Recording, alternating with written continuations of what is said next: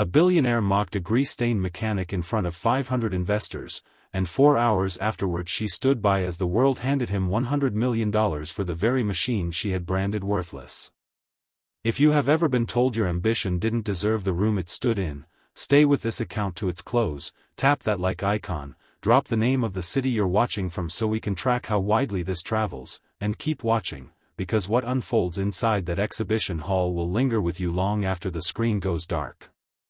The alarm sounded at 4:15 that morning, as it always did, and Marcus Doyle lay flat on the frigid concrete of his garage, staring up beneath a 2011 Ford F-350 with a fractured exhaust manifold and a ruined rear differential, and for a long stretch he simply didn't move, not from exhaustion, though a bone-deep weariness had settled into him 2 years earlier and sleep no longer touched it, but because rising meant confronting the day, and confronting the day meant recalling precisely where he stood. The mortgage servicer had phoned again the day before, the third call that week, and he'd let it ring through to voicemail because there was nothing fresh to hear. He already knew the figure, $11,400, the distance between where his finances sat and where they needed to be before month's end, or the lender would start foreclosure on the house he and Renee had purchased together 7 years prior, back when life still held a shape that made sense.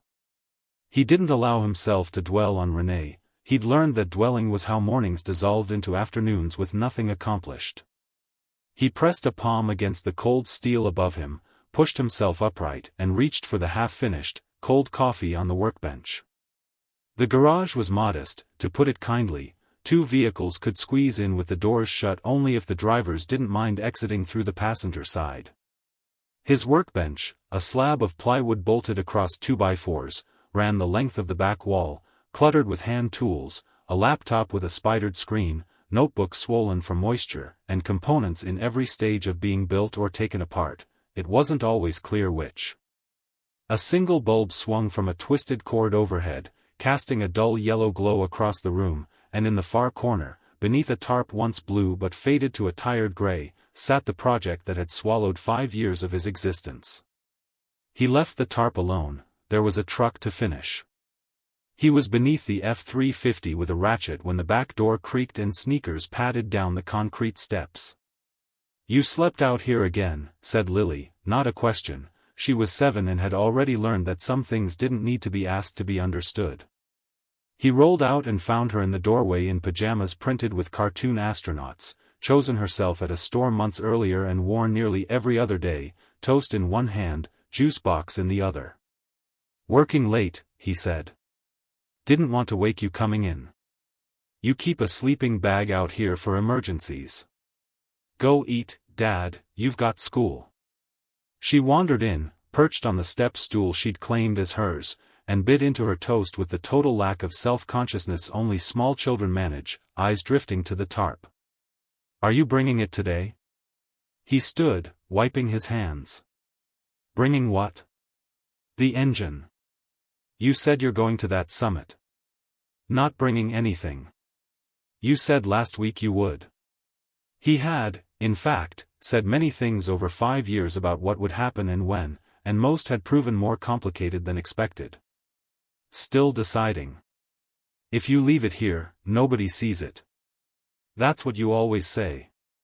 He looked at her. She had Renee's eyes, that particular brown that turned amber in certain light, and the same habit of studying something as though she'd already thought it through more carefully than you had, a trait useful in an engineer and occasionally awkward in a second grader. "I'll decide on the drive," he said. "Get ready, boss." That year the Continental Technology and Innovation Summit was held at the Kessler Convention Center in downtown Pittsburgh, a building renovated 3 times in a decade that somehow felt both overbuilt and undersized at once, its lobby alone larger than most homes in Marcus's neighborhood. 30-foot ceilings and glass walls overlooking a curb lined that morning with black car services arranged with the precise geometry of serious money. Marcus circled the entrance twice before finding a parking structure 2 blocks over that didn't charge $40 a day, sitting in the truck a moment after cutting the engine, hands on the wheel, staring at nothing through the windshield.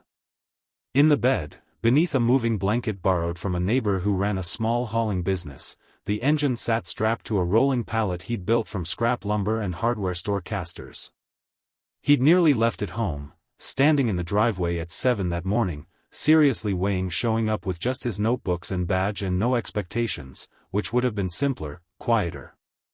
But Lily had walked out with her backpack and said, without breaking stride, "It works, Dad. Stop being scared," before climbing into the neighbor's car for the carpool, and he'd stood there another 30 seconds before hauling the engine into the truck bed. At registration, 3 staffers in matching polos checked his name against a tablet with the polished cheer of every corporate event he'd rarely attended. His badge read Marcus Doyle, independent inventor, the closest honest description he could manage that wasn't simply mechanic with an idea. The main hall was vast and already filling with people who wore their professions on their faces, investors in tailored suits circling the coffee stations, cataloging the room while appearing not to, executives in clothing that cost $300 designed to look effortless, scattered inventors at booths ranging from polished displays to bare equipment and whatever they could explain standing up. Marcus wheeled his pallet to his assigned space near the rear, close to the service entrance, which suited him fine. It meant hauling the engine in through the freight door instead of the main lobby, and it put him near an electrical panel for running power. 20 minutes into setup, positioning the engine, clipping monitoring cables to a diagnostic display rigged from a salvaged tablet and custom sensor harness, he noticed the booth beside his growing steadily more elaborate. Ashford Dynamics had claimed 2 of the largest spaces and merged them into a single installation roughly the size of his entire garage, white panels, backlit signage, a sleek sans serif logo that cost more to design than his truck was worth, a raised platform showcasing a powertrain prototype behind glass so clean it seemed invisible, a team of 6 or 7 in matching jackets moving with rehearsed precision. He returned to his own cables when the room's ambient noise shifted, not louder, exactly, but more focused, the way a crowd sounds when something worth watching arrives. Camille Ashford entered the hall the way people enter rooms accustomed to rearranging themselves around them, 30 years old, impossibly young for her resume, moving with the precision of someone who'd learned early that every gesture was observed. Dark blazer over silk, hair pulled back, mid-conversation with 2 aides while scanning the room for anything worth noting. Marcus knew who she was, anyone in automotive engineering or investment capital for the last 5 years did. She'd inherited a mid-size components company from her father at 24, built it into Ashford Dynamics by 27 through aggressive acquisition, ruthless efficiency, and, depending who you asked, a genuine talent for spotting market-moving innovation. Her face had graced 3 business magazines in 2 years. She was, by any measure, exactly the kind of person who could turn his engine into something the world used, and, as he'd learn within 20 minutes. Exactly the kind who made loud, snap judgments. She was doing her customary walkthrough, a lap before the presentations to gauge what deserved attention. Marcus watched from his periphery, saw her team clear paths without appearing to, saw exhibitors straighten as she passed, saw her stop at booths, ask genuine questions, and move on with the clipped efficiency of someone whose time always ran short. Then she reached his space. He'd sensed her trajectory the way you sense weather crossing an open field, not with dread but with practical awareness. She stopped 4 feet away and studied it, the bare block, exposed linkages, hand-fabricated cooling system with copper fittings and braided lines, the salvaged tablet display, and her expression, which in someone else might have become curiosity, resolved instead into dismissal. "Whose is this?" she asked no one in particular, the kind of question actually aimed at the person standing beside the thing. "Mine," Marcus said. She looked at him the way she'd looked at the engine, quickly, thoroughly, conclusion already drawn. His clothes were clean, but clean after 50 washes carries a different texture than clean after 12, and his hands, however scrubbed, still bore the marks of his trade, deep-lined knuckles, a stain beneath one thumbnail that never fully lifted, a scar across his palm from a slipped socket wrenched 2 winters back. "You brought this here." "I registered for a booth. This is what I'm exhibiting." Not a question, a confirmation being filed under a category. "Hybrid engine," Marcus said.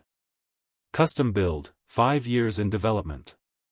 The rig shows real-time output and thermal data." She glanced back at it. An aide with a tablet leaned in, but Camille waved her off. "It looks like it came out of a scrapyard," she said, voice level, professional, a dismissal worse for its lack of heat, delivered the way you'd note a formatting error in a document. "It's functional," Marcus said. "I'm sure it is. But functional and significant are different things, and this room is full of significant." She glanced at the oil staining the casing. "This looks like something a hobbyist assembled in," she paused, "a garage, maybe, with whatever was lying around." "That's exactly where it came from," Marcus said. She looked at him. Something in his tone, unguarded but factual, made her pause a fraction of a second before her expression settled back. "Then it belongs in a garage," she said, "not beside billion-dollar technology." She said it at ordinary conversational volume, loud enough for the 6 people nearest to hear, which was enough for it to spread. Marcus heard the small ripples of reaction moving outward, not laughter, exactly, more the social sound of a room recognizing a verdict and filing it as authoritative. He was aware of eyes on him, aware of the gap between what he was and what the room expected.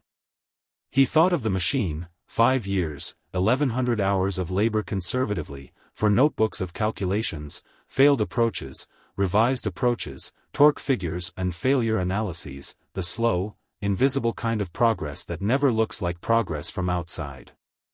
He'd sold the second car 18 months earlier for the fuel injection components, remortgaged badly 8 months after that for the thermal system, worked 12-hour shifts at the repair shop, come home to dinner and homework in a second grader's bedtime chaos, then gone back to the garage after she slept and worked until his eyes blurred. He considered all of it for 3 seconds. "All right," he said. That was all. Camille had already turned back toward her installation, team folding around her. Marcus returned to his cable checks. But someone else had heard. Walter Reeves, 61, had spent enough years in venture capital to have made every significant mistake at least once and, unlike many, had actually learned from them. He ran Reeves Capital, a fund known quietly rather than loudly, the kind other funds studied without publicizing. He didn't attend summits to be seen, he came to look, which is different. He'd arrived 2 hours before the doors opened to badge holders and spent 90 minutes walking the floor before the crowds came, 11 of those minutes at Marcus's booth, asking 3 questions, about the thermal system, the load response, the injection timing, and listening with the focused attention of someone actually processing, not performing politeness.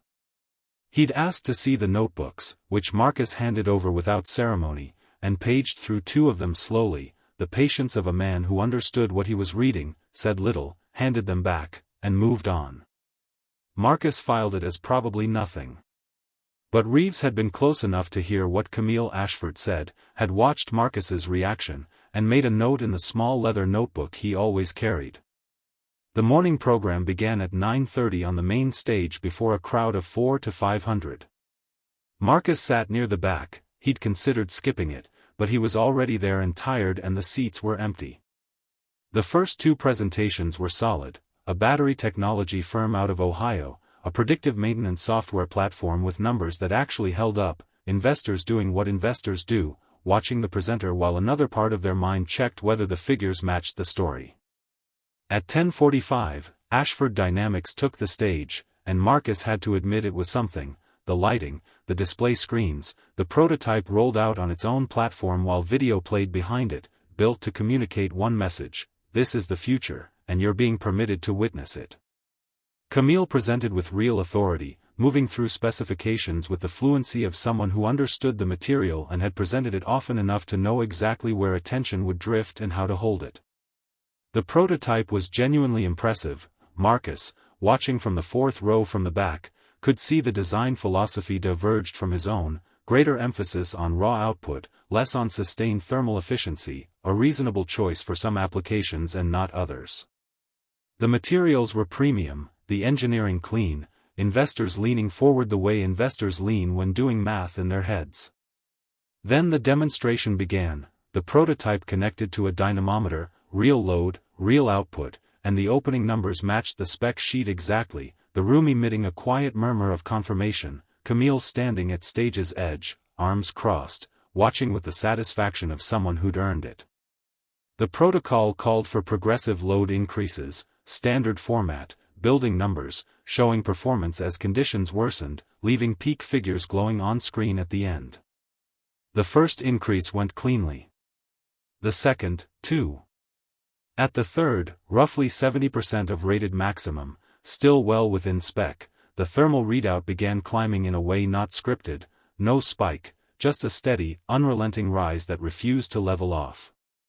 Marcus caught it before most of the room, having spent 5 years learning what thermal numbers mean when they misbehave. On stage, one of Ashford's technicians noticed too, and a brief, tight exchange of glances passed between the tech crew, the exact kind of glance that tells an audience something is wrong.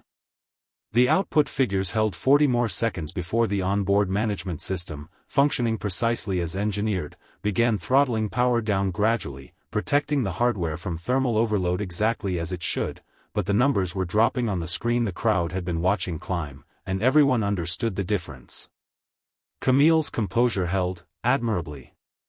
She moved to the microphone. "We're seeing the thermal protocol engage," she said, a designed response to sustained high-load conditions. "The system is behaving as intended." "The spec sheet lists sustained operation at 85% load," said a voice from the crowd, clean, factual, not hostile, simply accurate, and deserved to be heard. The room's attention shifted, not dramatically, but perceptibly, the way a room's focus changes when the story stops matching the evidence. Camille held the microphone, offered something about calibration and real-world variance, technically defensible but not actually answering the question now alive in the room, not about this prototype-specific calibration, but about whether what they just witnessed was the whole picture or only part of it. And once that question exists in an investor's mind, it doesn't leave. Marcus sat in the fourth row from the back and felt something close to recognition, not satisfaction.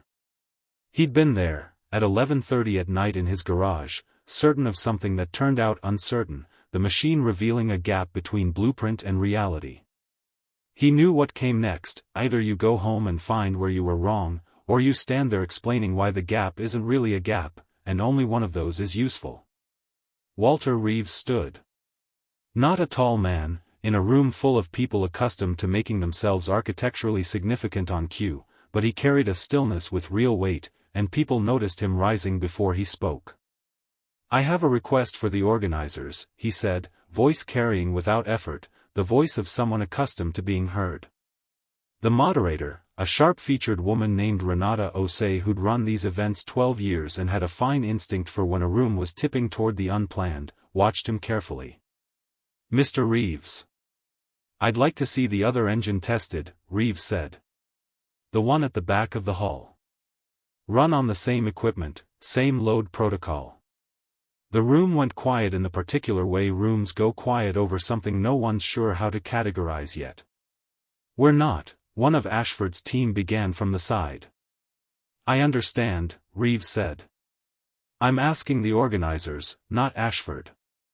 This is an open exhibition." He registered. "His equipment is here." He paused. "I spent 11 minutes with his notebooks this morning. I want to see the machine run." He sat. The room held for 15, maybe 20 seconds, deciding what it was. Renata looked at the Ashford team, at the crowd, microphone in hand. "We'll take a brief recess," she said. "Organizers will consult with both exhibitors." 15 minutes. What followed was a negotiation Marcus was only partly aware he was part of. Reeves spoke privately with 3 other investors in the lobby corridor, moving with the efficiency of someone who'd made fast decisions before and knew how to bring others along. 1. Monica Reyes, whose infrastructure fund had run 8 years with a reputation for being right about things not yet obvious, had also examined Marcus's notebooks. The other 2 ran industrial investment groups and had been present for Camille's scrapyard remark, noting it with the professional interest of people who understood contempt sometimes precedes miscalculation. Marcus had retreated to the service corridor behind the hall, checking his engine for the 12th time, when Renata found him. "Mr. Doyle," she said. "There are 4 investors asking to see your engine run on the main stage dynamometer, same conditions as the Ashford test. She paused. I want to be clear, this is unusual. I also want to be clear, I'm asking, not requiring. Marcus looked at the engine. He'd run it harder than this in his garage, 6 hours at 90% with a space heater aimed at the block and thermocouples on every junction, and he knew within a narrow margin what it would do. But knowing and showing were different, and showing it here, on this stage, in front of this room, was nothing like running it alone at midnight with Lily asleep in the house. Okay, he said. Renata nodded, started to leave, then stopped. For what it's worth, Reeves has excellent instincts. I know who he is, Marcus said. She left, and he stood alone in the corridor, hands in his pockets, and let himself think of Renee, briefly, the way he rarely allowed. She'd told him to write everything down, not because she thought it would lead anywhere, she was too honest for blind optimism, but because if he was going to spend their evenings with his mind elsewhere, there should be something to show for it. A nurse, she'd come home from long shifts with a particular thorough exhaustion, sitting at the kitchen table with her tea, watching him sketch in his notebooks, occasionally asking, "What's that one?" Obvious questions that were sometimes the best questions, because they were the ones he'd stopped noticing himself. She'd been gone 3 years, an aneurysm, there one morning and not the next, and the absence never faded into something manageable, it only became familiar, which isn't the same thing. But she'd told him to write it down, and he had, and those notebooks sat in this exhibition hall because of her, and Walter Reeves had read them because of her, and this door now opening had cracked partly because of a woman at a kitchen table years ago. He straightened, picked up the pallet handle, and rolled the engine toward the main hall. The stage had been reconfigured while he was gone, the Ashford prototype pushed aside, the dynamometer centered, an equipment technician running connection checks. The audience had filtered back, and if anything the crowd had grown, word traveling fast in rooms where serious money pays attention.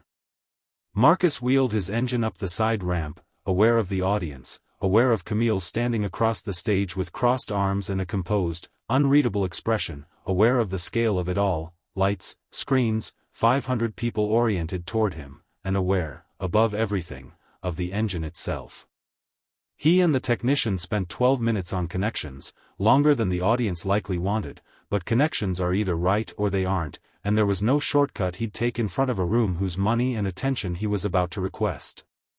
He checked every line himself, fuel, load harness, thermal sensors, then looked to Renata at the stage's edge. She nodded. He started it. The start-up sequence had never been elegant, a rough, searching sound for the first 8 seconds, like an animal finding its footing on unfamiliar ground, a quirk he'd never engineered away because every attempt to smooth it aesthetically cost him something real in performance, so it sounded rough and he'd made peace with that. The audience heard it, a few small sounds of reaction, someone leaning to a neighbor, and he let it be. Then the engine found its rhythm, a quality he'd never fully articulated even to himself, the sound of a machine designed from first principles around one idea, that sustained real-world efficiency mattered more than peak numbers, and had, across 5 years and countless revisions, actually delivered what it was built to deliver. Smooth, but not the artificial smoothness of over-engineering, the smoothness of something made correctly.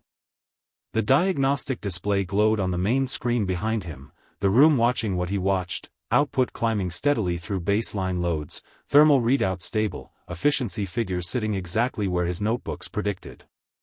The protocol began at 20%, climbed to 40, stable, 60, stable, the thermal sensors moving as designed, leveling as designed, 70, the engine's tone deepened, more authority, the sound of real work, stable, 80, and he watched the thermal sensors the way you watch a sleeping child on a long drive, not constantly but always in peripheral awareness.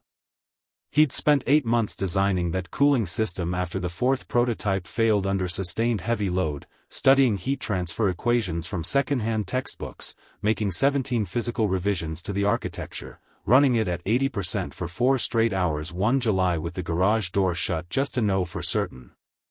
The numbers held at 85, the protocol sustaining their 3 full minutes, the room silent in a different way than performance silence, the kind of quiet that happens when everyone's attention occupies the same object at once and the ambient social noise simply stops.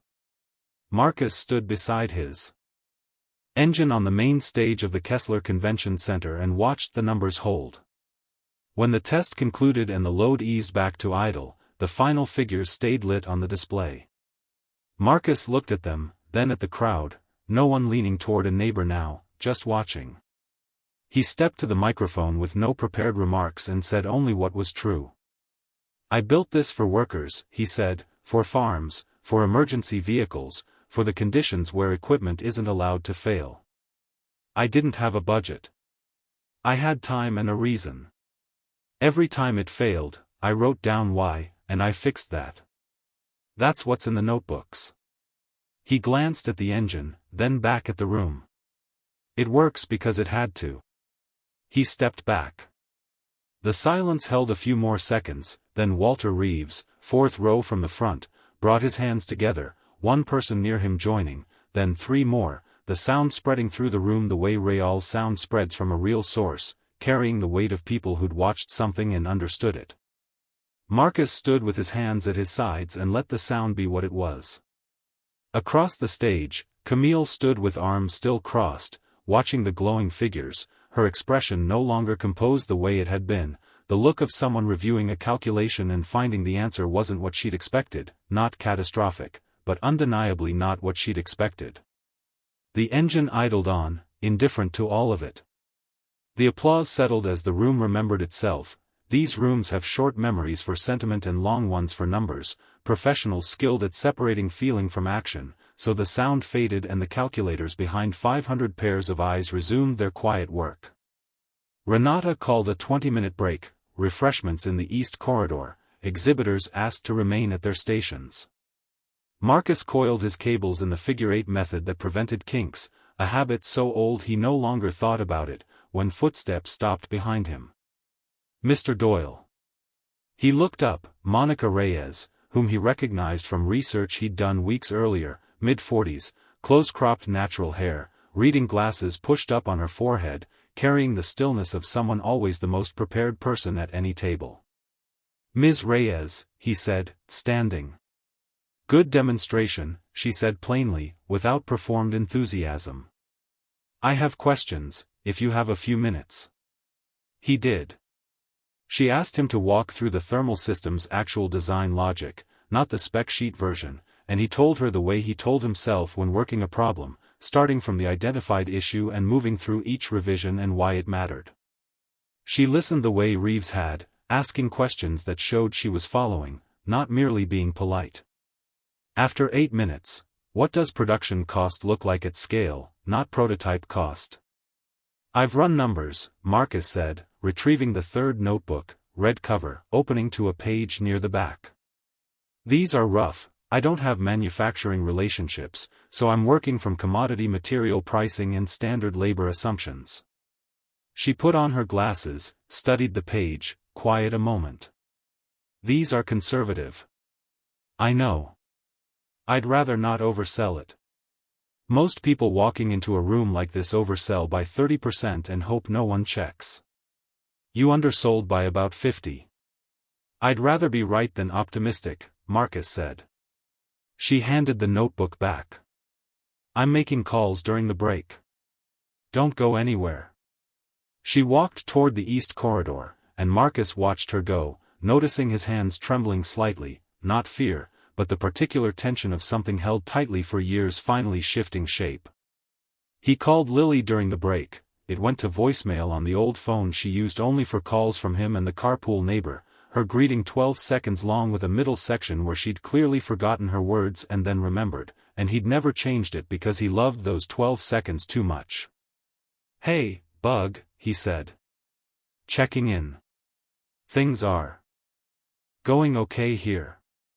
Better than okay, maybe. I'll tell you tonight." He paused.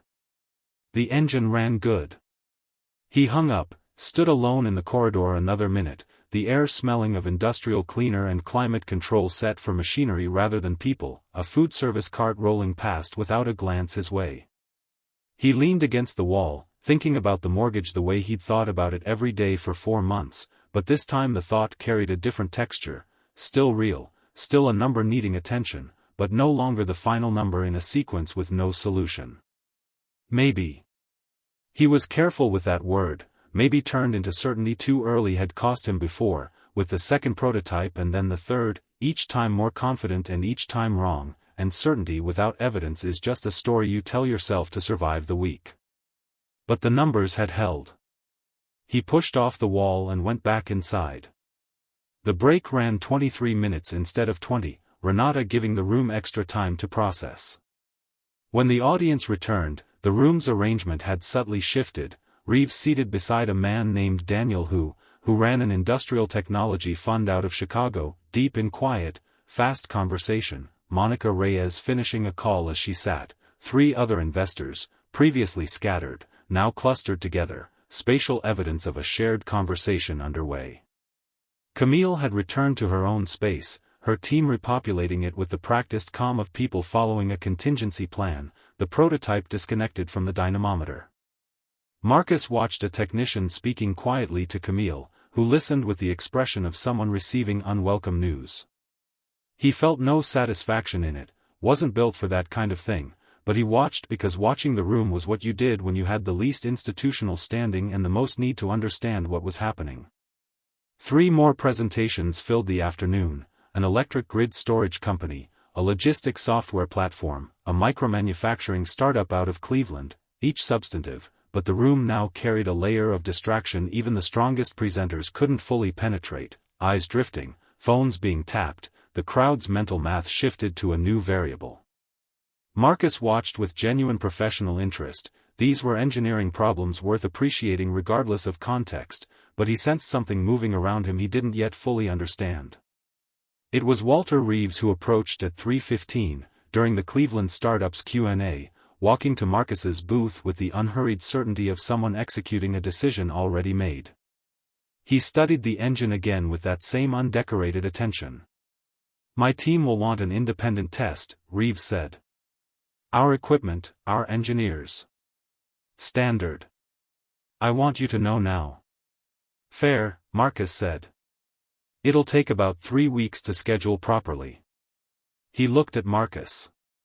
"Can you wait 3 weeks?" It wasn't a small question. Reeves had seen enough garage-built inventors arrive at these summits 90 days from foreclosure or bankruptcy to know that urgency complicates negotiations badly for everyone.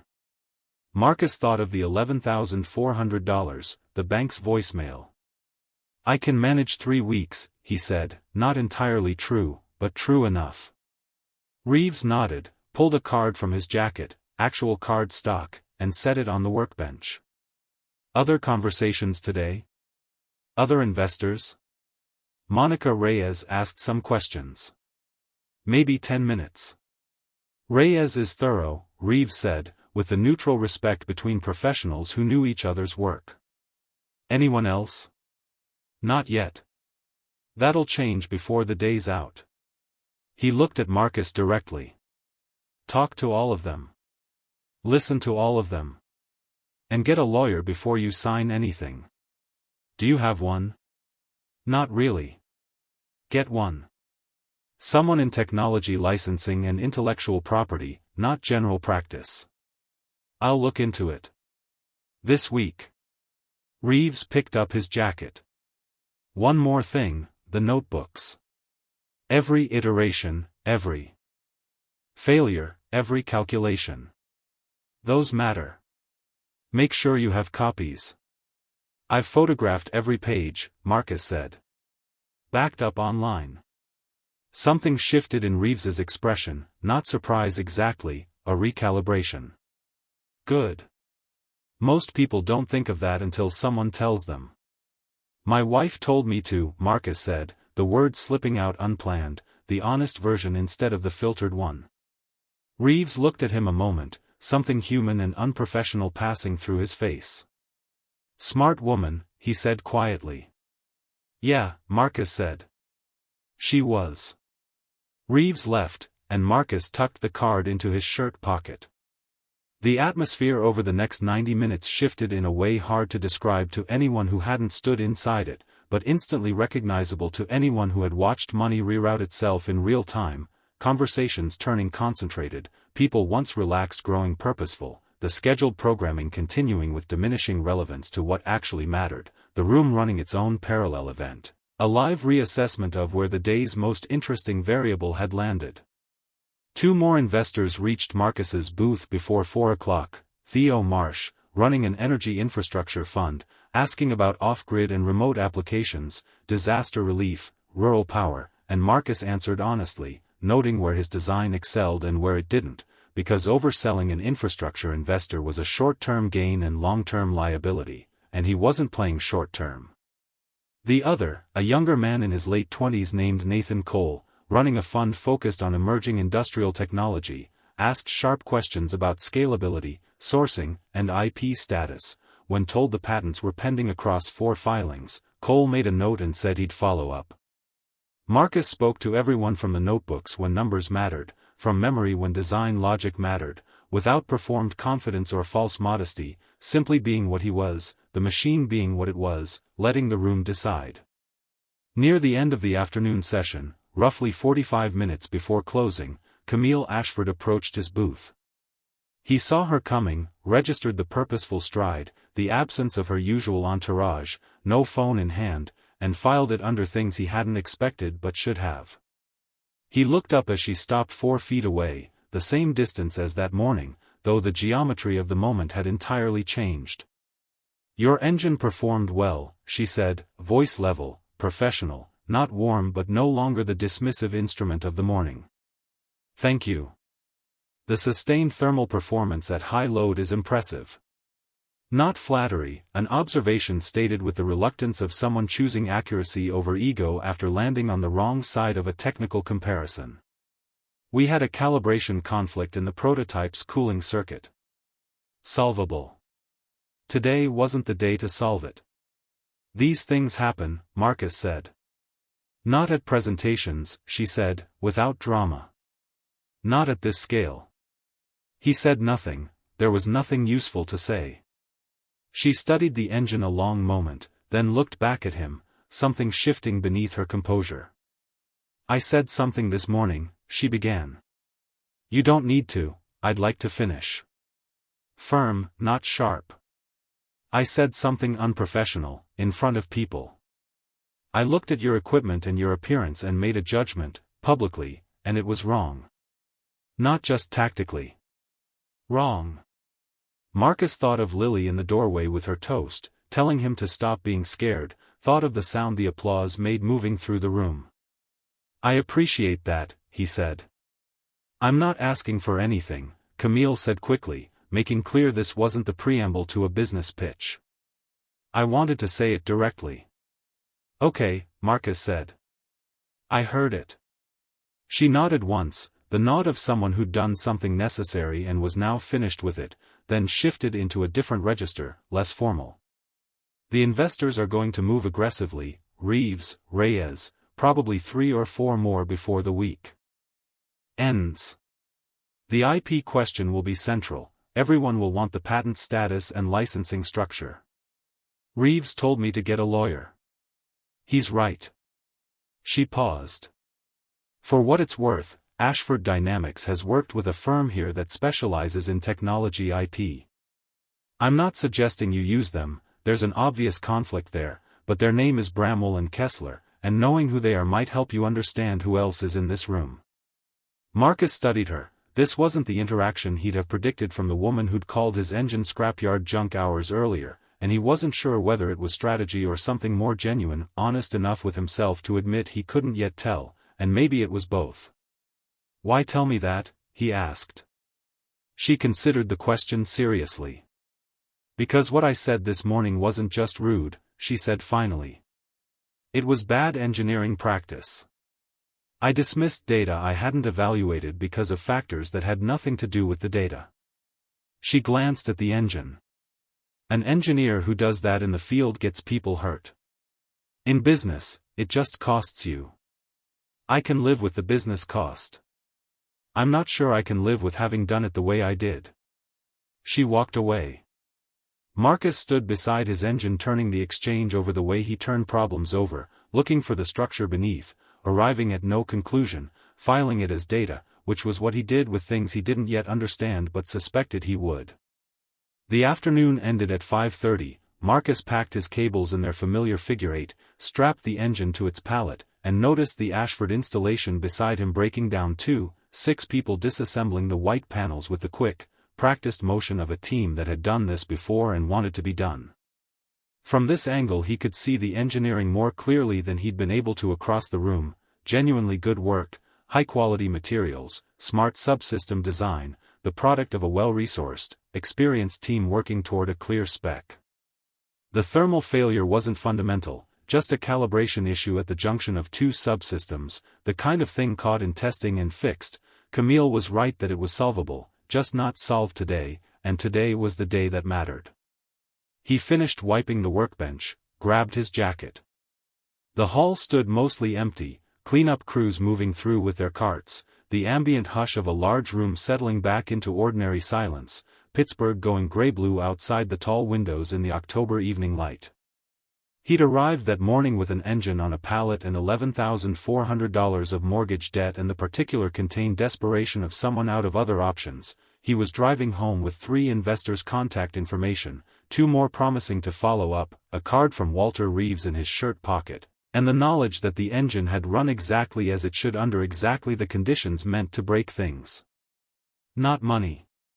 Not a deal. Not solved. He knew better than to call it solved, but it had run. He wheeled the pallet toward the freight exit through the same corridor he'd entered that morning, past the same cleaning solution smell and cold air and the indifferent building that didn't know or care what had happened inside it.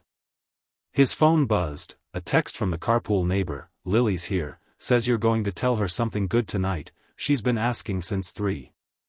Want me to feed her dinner?" He typed back, "Yes please, I'll be there by 7. Tell her I said machines don't lie." He pocketed the phone and kept walking, the hall finishing its descent into quiet behind him. The 3 weeks Walter Reeves had mentioned became 19 days. Marcus got the call on a Tuesday morning under a Kenworth T880 with a seized turbocharger and almost let it ring through, not recognizing the area code, but he answered because he'd been answering every unknown number since the summit, a discipline of its own. "Mr. Doyle," a woman's voice, efficient, unhurried.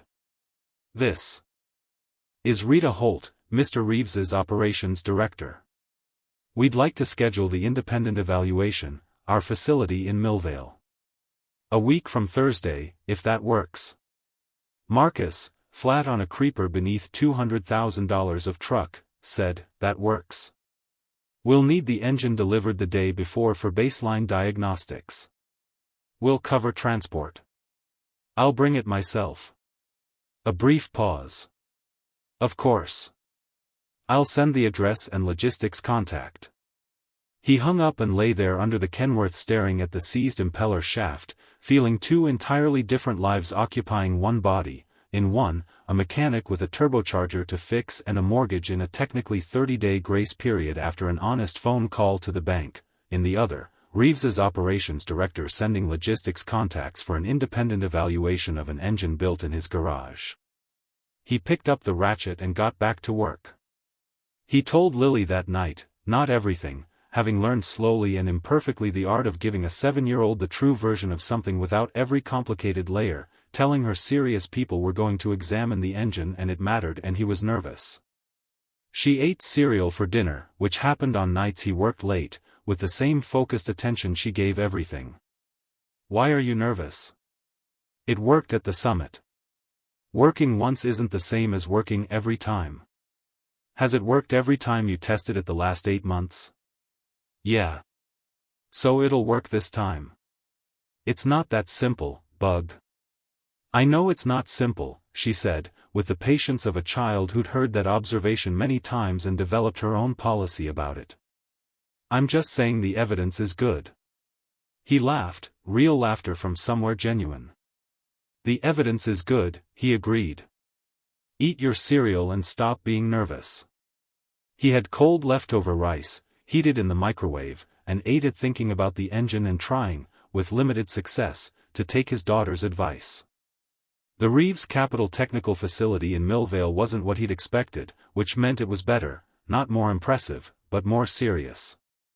Unremarkable outside, a mid-sized industrial building in a business park, but inside it carried the organization of a place where real work happened, equipment arranged for function, commercial-grade test rigs, the specific smell of machined metal and calibration fluid he associated with places that took precision seriously. He drove up with the engine in the bed and met Sam Delgado, head of the technical evaluation team, whose handshake told Marcus immediately he'd spent time around machinery. "Want to be in the room during evaluation?" Delgado asked. "If that's allowed." Reeves said full access. Delgado studied the engine in the bed. "You built this yourself?" "Over 5 years." Delgado circled it, examining joints and fittings and the evidence of decisions made. Quiet a moment. "What's the cooling architecture?" Marcus explained. Delgado listened, asked 3 follow-ups, and said, the way engineers say it when genuinely interested and trying not to show it. They unloaded the engine together.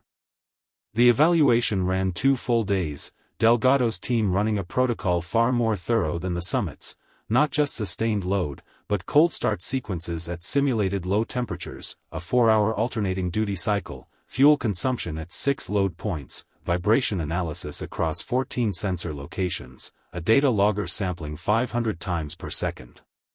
Marcus sat against the wall through all of it, answering questions when asked, not inserting himself, because this was the part where you stepped back and let the machine speak, the part he'd worked toward 5 years and found, in practice, the hardest thing he'd ever done, stepping back not coming naturally to someone who'd built a thing from nothing and carried it this far alone. On the second afternoon, after the vibration analysis and during final fuel measurements, Delgado sat beside him. "The cold start performance at low ambient simulation," he said. "That's what I wasn't expecting." "Temperature compensated advance curve on the injection timing," Marcus said. "Took about 4 months to get the mapping right. I could see the work in it." Delgado crossed his arms, studying the engine, recalibrating its category. "Who helped with the injection control software?" "Nobody. Taught myself. The calibration's cleaner than work I've seen from certified shops. I had a lot of time to iterate," Marcus said, "and I kept notes." Reeves mentioned notebooks. 4 of them. Every iteration, every change, every failure. Delgado studied him. "Why iterate that many times specifically on the cooling architecture?" "You're on, what, the 7th revision?" "8th. Because the 4th prototype taught me thermal stability under sustained heavy load would be the failure mode that mattered most for the applications I'm targeting. Emergency vehicles don't get to throttle back when it's hot. Irrigation pumps running 12 hours in August heat kill most of what's on the market." He paused. "I built this for conditions where failure isn't an option, so failure under load was the problem I had to solve first." Delgado was quiet, clearly recalculating some of his assumptions. "What applications are you prioritizing?" "Emergency fleets, fire apparatus, EMS, heavy rescue, agricultural equipment, off-grid construction, humanitarian infrastructure in remote regions. Not passenger automotive, the weight and cost profile don't work there.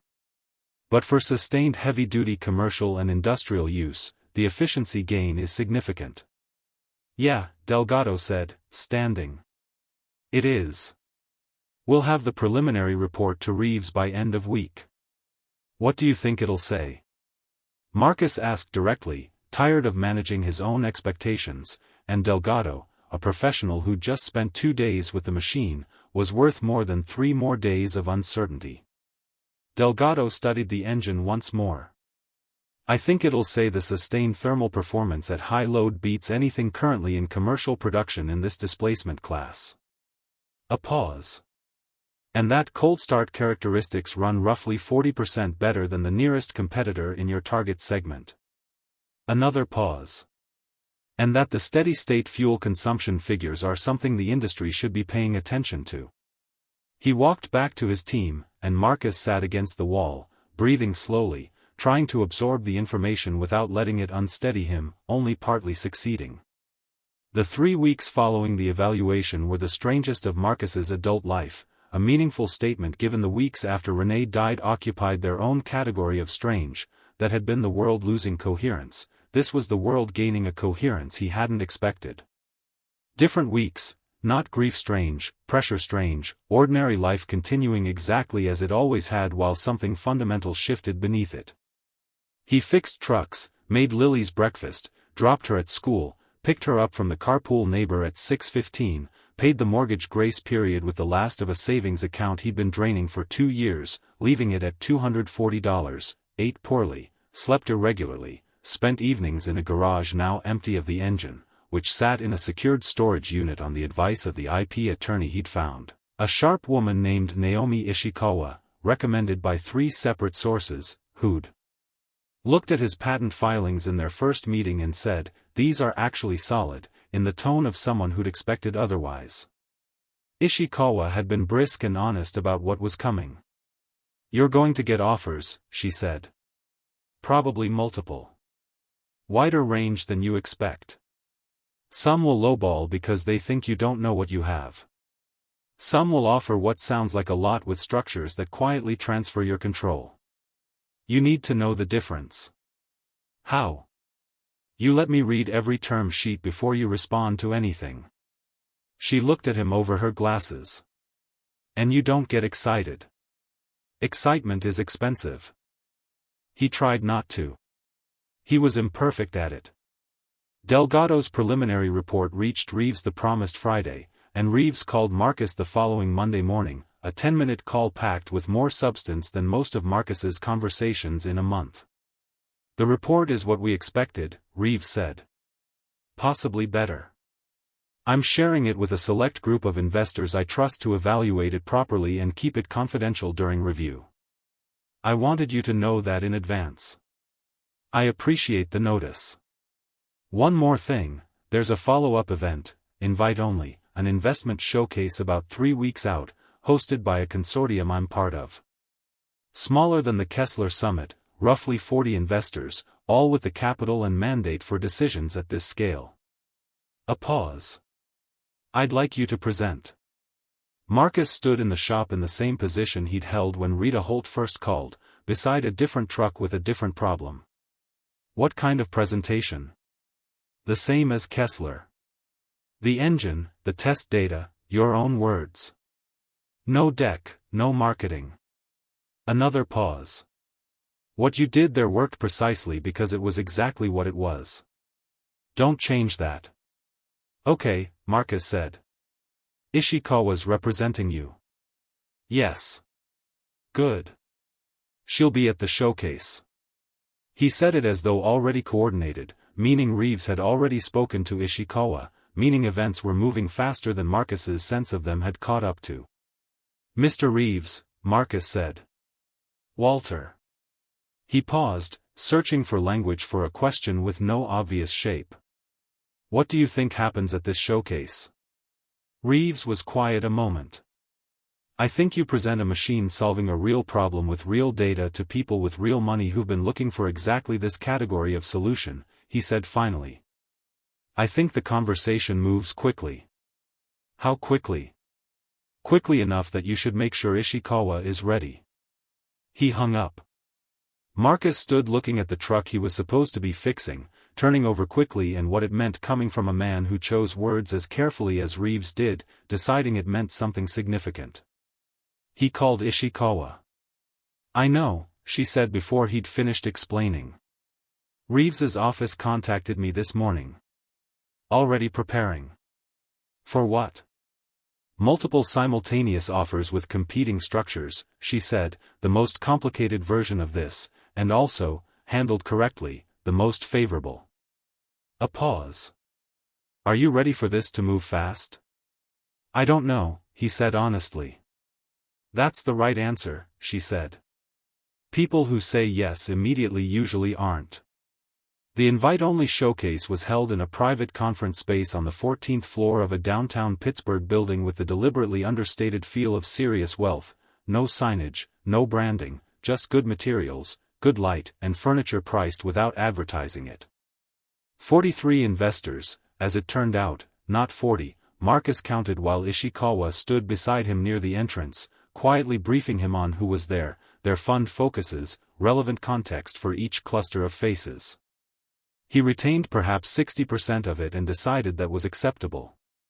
The room formed a loose horseshoe around a central presentation area with the dynamometer and test equipment ready. His engine was already connected, having come in that morning with Sam Delgado, whom Reeves had arranged as an independent technical witness, running the same methodical connection checks together. Reeves opened with brief, direct remarks, describing what attendees were there to see, referencing Delgado's report distributed in advance, and said, "Mr. Doyle will speak for himself.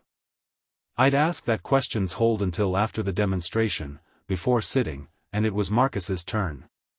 He stood in the center of the room, looking at 43 faces looking back, feeling the weight of it, real and specific, not something to minimize or push away, letting it be what it was a moment before he began speaking. He didn't discuss the summit or the years of hardship or any narrative scaffolding for a compelling story, true, and it would surface eventually, but not what this room needed right now, which was exactly what sat in the notebooks. He described the engineering problem that had structured every decision for 5 years: how to build a high-output engine maintaining peak efficiency under sustained heavy load in adverse conditions without the weight and cost profile that made existing solutions impractical for the applications needing them most. He described the failure modes of current commercial offerings, documented and sourced from 3 years of relationships with fleet managers, agricultural equipment operators, and a volunteer fire department in rural Pennsylvania whose chief had let him sit in on 18 months of mechanical failure debriefs. He described his first prototype's 4 distinct failures and what each taught him, the second, better but differently flawed, the third introducing the thermal approach he eventually refined into something functional, the fourth, the hardest failure because it came after genuine certainty the problem was solved, and what that failure forced him to understand he hadn't grasped before. He didn't rush or perform, talking about the engineering the way you talk about something understood from the inside, circling back sometimes, occasionally losing and refinding the thread, acknowledging when a decision had been a correct guess rather than a correctly derived conclusion. The room held the working kind of stillness. Then he ran the test, the startup sequence doing its rough 8-second thing, a few faces registering it and filing it away, and he let it be. Then the engine found its rhythm, monitors live, load protocol beginning. He stood aside and watched the numbers with the same attention always, not from uncertainty. He'd run this exact protocol 11 times in the storage unit on a rented dynamometer, burning money he didn't have to eliminate surprises, but because watching was how you knew. 40%, stable, 60, the room doing what rooms do, watching real-time data, the forward lean, the stillness, the collective investment of attention he could feel without looking directly. 75, still stable, thermal sensors moving and leveling exactly as designed. 85, the sustain threshold, the engine settling into it with the authority of a machine built for precisely this, not showroom performance peaking and retreating but working performance, holding because the conditions it was designed around were the conditions that actually existed in the world. 3 minutes, the protocol holding, numbers holding, 90%, above standard protocol, something he discussed beforehand with Ishikawa and Reeves and agreed to because it was honest, and honest meant showing the complete picture, having run it to 11 times in the storage unit, knowing exactly what it would do. The numbers held. When the protocol completed and the engine returned to idle, the room held the same quiet as Kessler, but different, more contained, more intense, the silence of people doing concentrated work behind their expressions. Marcus stepped to the center. "The applications I built this for," he said, "measure failure in lives and livelihoods, not market share.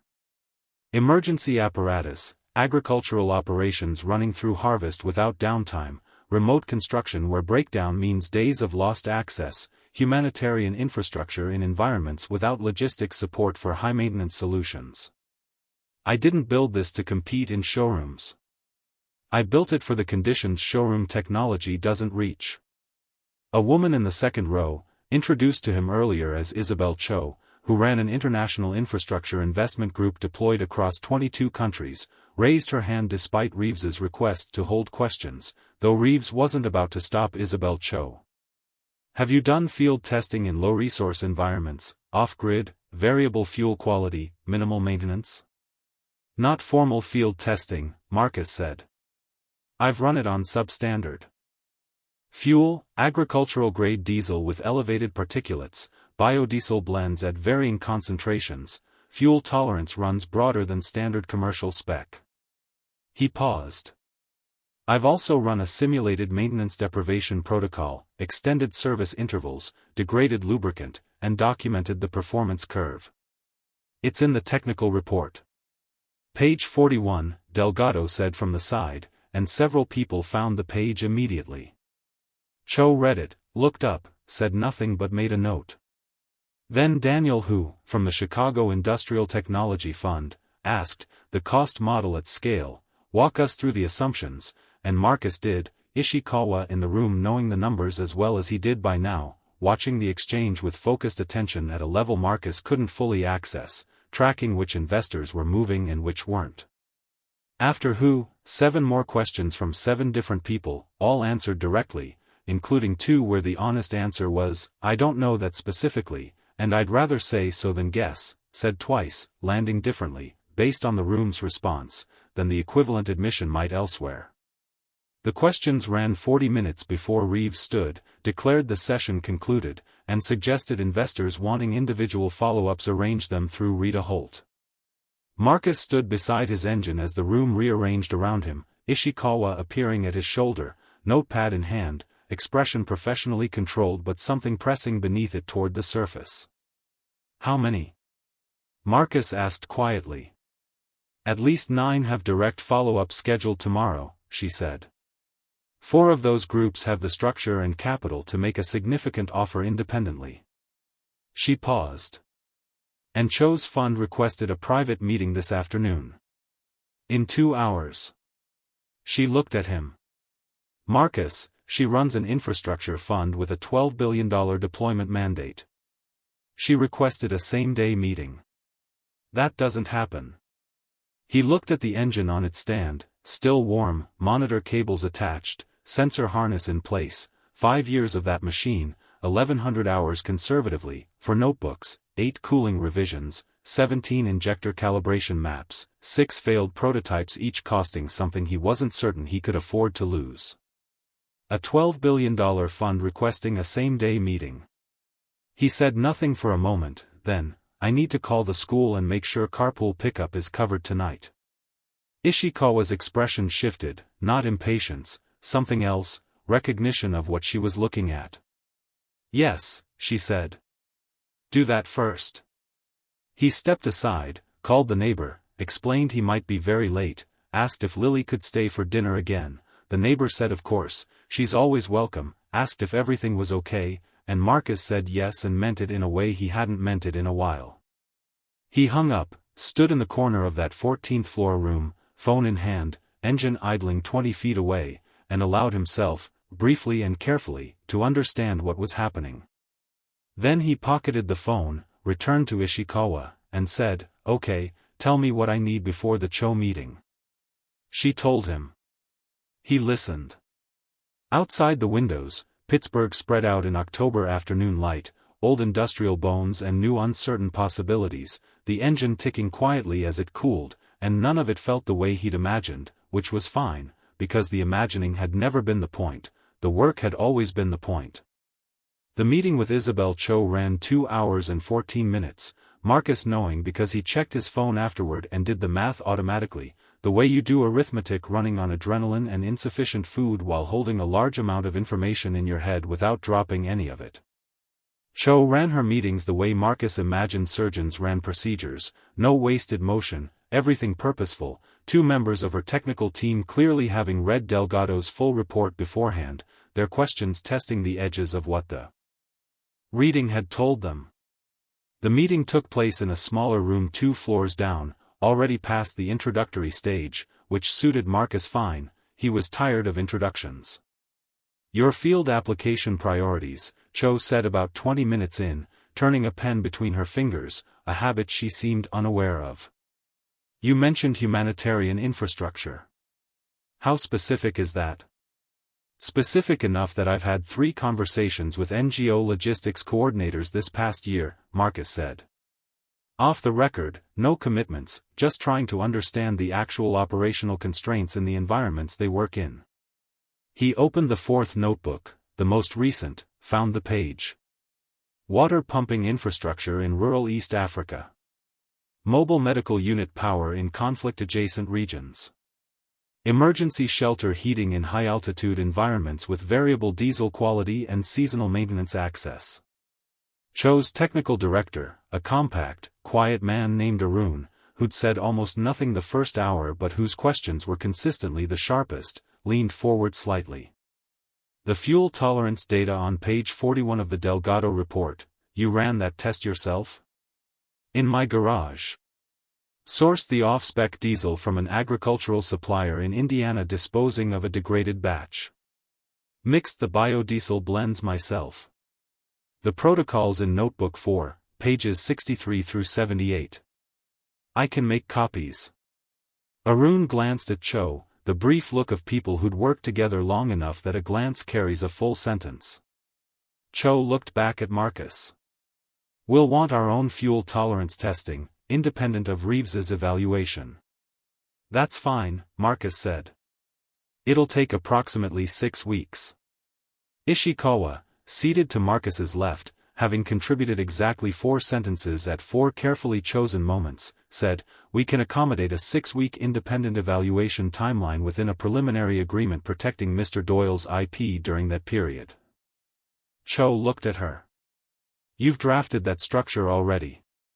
"I draft for situations I expect," Ishikawa said. Something moved in Cho's expression, not quite a smile, the acknowledgement of equality she respected.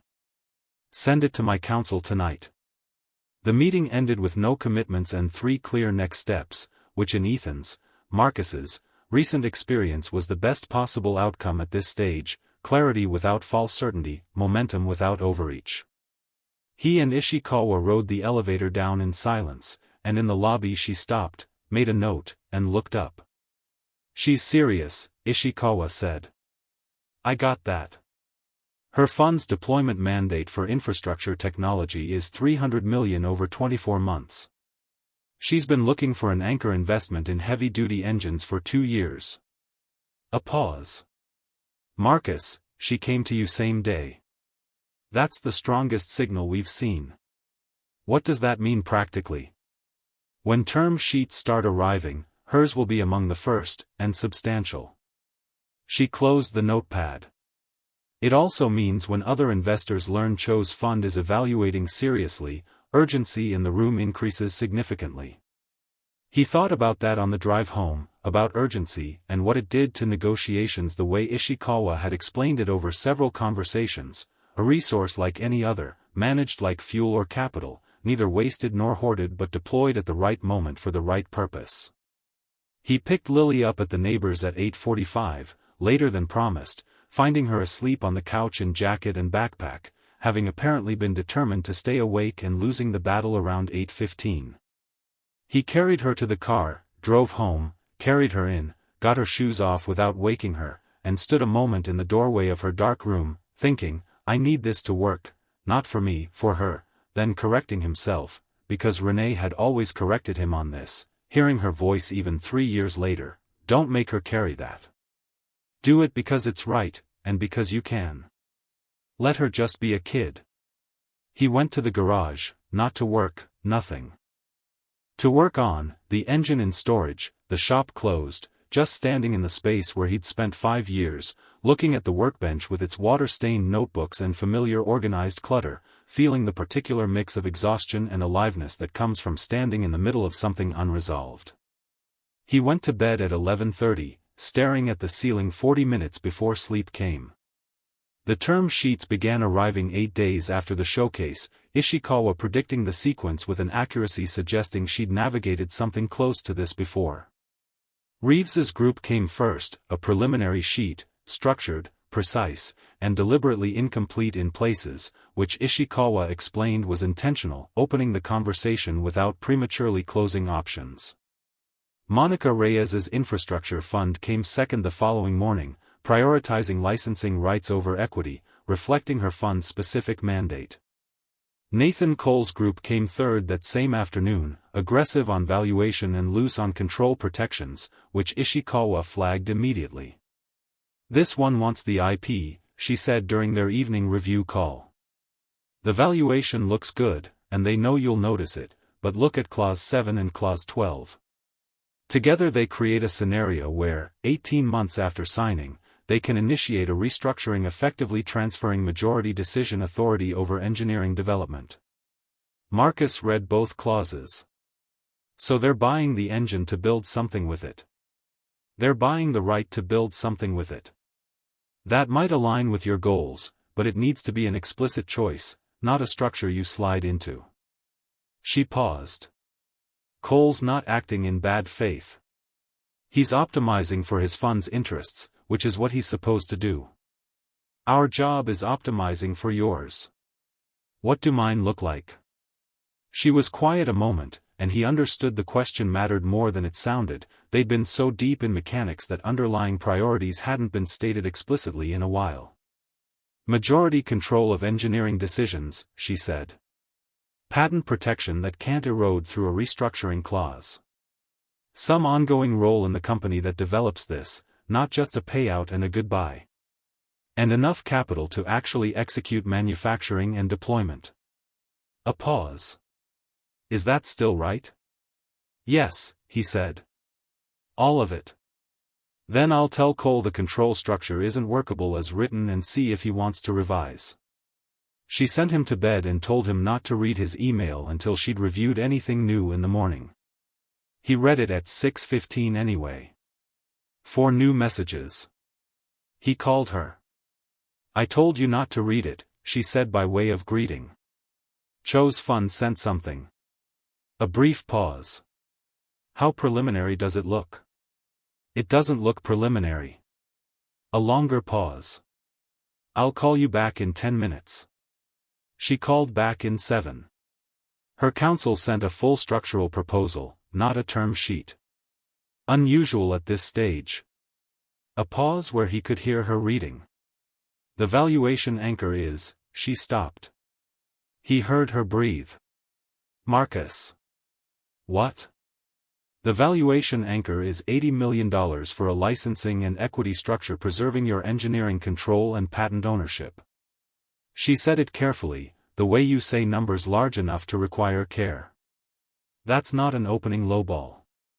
That's a considered position from a fund that did its homework. Marcus sat at the kitchen table, Lily still asleep, coffee still brewing, everything in the kitchen looking exactly as it had yesterday and the day before, and the number Ishikawa had just spoken sat in the space between them like an object materialized from somewhere else. 80 million, he said. As a baseline. The structure has performance provisions that could increase total value over 5 years. She was still reading. And she's proposing to bring in co-investors for manufacturing capital, meaning the 80 million is for IP and equity, and separate capital gets raised for facility build-out. What does that mean for control? Potentially. Very good things if we structure the co-investor agreements correctly. It means Cho's fund takes the lead position, manages investor relationships, and you sit above all of it at the engineering and founding level. A pause. This is a serious proposal, Marcus. I need a few hours to sit with the implications carefully. Okay, he said. Don't respond to anything today without talking to me first. Okay. I mean it. I know you mean it. He poured his coffee, sat at the table looking out at the backyard needing raking, and thought about $80 million. What followed over the next 11 days was, as Ishikawa later described it, one of the most compressed negotiations she'd handled in 14 years of practice, said not with pride but the specific tiredness of someone who'd run very fast for a very long distance and was accounting for the cost. Cho's proposal created exactly the urgency Ishikawa had predicted. When Reeves's team learned Cho had moved to a full structural proposal, they revised their term sheet within 48 hours. When Cole's group learned both Reeves and Cho were in advanced discussions, they revised their control structure overnight into something considerably more favorable to Marcus. Reyes's fund called Ishikawa directly, asking bluntly what it would take to hold the primary position. Then two new groups entered. The first, a consortium Marcus hadn't encountered, three energy infrastructure companies apparently in conversation with each other since the showcase, who decided to approach jointly rather than compete individually, their representative, a man in his 50s named Carl Dunmore, carrying the manner of someone who'd done large industrial deals long enough that the size of numbers had stopped carrying emotional weight, either a professional virtue or a human loss, possibly both. Dunmore called Ishikawa directly, saying his consortium wanted to discuss an acquisition structure. The second, an international automotive manufacturer, European headquarters, significant North American manufacturing presence, whose investment director sent a carefully worded email expressing interest in a licensing arrangement with an option to negotiate equity, polite and non-committal, clearly lawyer-drafted, which Ishikawa identified within the first paragraph. That's 6, Ishikawa told Marcus during their evening call. 6 serious parties. 2 at the full structural proposal stage, 3 at the term sheet stage with revisions underway, 1 new entry at expression of interest that I need to evaluate for seriousness. The automotive manufacturer? Might be real, might be gathering competitive intelligence. I'll know within 48 hours based on how they respond to my qualification questions. Dunmore's consortium? They're real. The acquisition structure is a non-starter. I'll tell them clearly and quickly, but they might reposition to licensing once acquisition is off the table. Question is whether they'll move fast enough to matter. He processed this. What do? We let the competition run 5 more days. I'll communicate to each party that multiple serious discussions are underway without disclosing specifics, standard practice, and true. Then we set a structured response deadline. Like an auction. Functionally, yes, though I'd rather call it a structured decision process, because the framing affects behavior. A pause.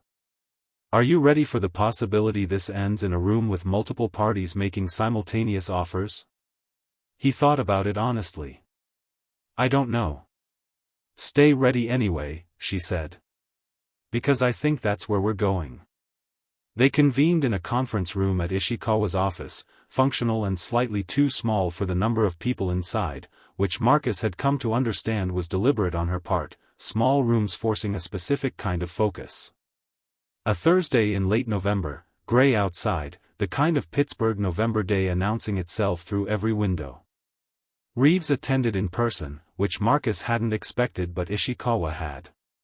Reyes's fund sent her partner, a measured man named Thomas Wren, carrying the bearing of someone comfortable with large decisions. Dunmore's consortium had repositioned to a licensing structure within the 48 hours Ishikawa predicted, and Dunmore himself attended with 2 consortium partners. Nathan Cole was there, and Isabel Cho had flown in that morning. The international automotive manufacturer hadn't passed Ishikawa's qualification threshold and wasn't present, which she'd communicated to them directly and without apology. 6 parties, 12 people on the investor side, plus Ishikawa and Marcus on theirs, plus a court reporter in the corner Ishikawa had brought to document proceedings, which struck Marcus as excessive until she explained it was standard practice in structured competitive negotiations, its primary function behavioral. People make different decisions knowing the record is kept. Ishikawa opened at 10 a.m. with a 15-minute statement of process, precise, leaving no room for ambiguity. Each party had received identical information, the evaluation period was complete, they were there to receive structured proposals simultaneously in a process designed to ensure fairness to all parties and allow Mr. Doyle an informed decision based on the full landscape available. Then she turned it over.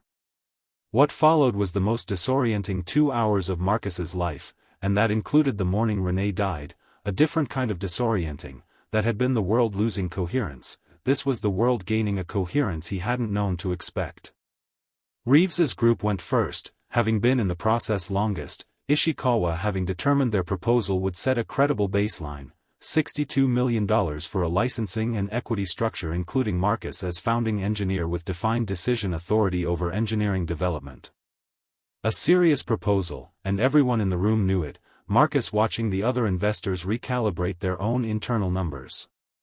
Reyes's fund, through Ren, came in at $68 million with a different equity structure, less immediate capital but stronger long-term provisions, and a specific clause protecting the patent portfolio against third-party challenges that Ishikawa had flagged in prep as valuable. Cole's group came in at $71 million, control provisions cleaner than his original term sheet, Ishikawa having worked him hard through the revision cycles, but still carrying an edge she'd circled in pencil on her copy. Dunmore's consortium offered $75 million for a pure licensing structure, no equity, simpler in some ways, more limited in others. Then Cho presented her own proposal without deferring to counsel, notable, deliberate signal, she was present, she was committed, this was her decision and she made it directly.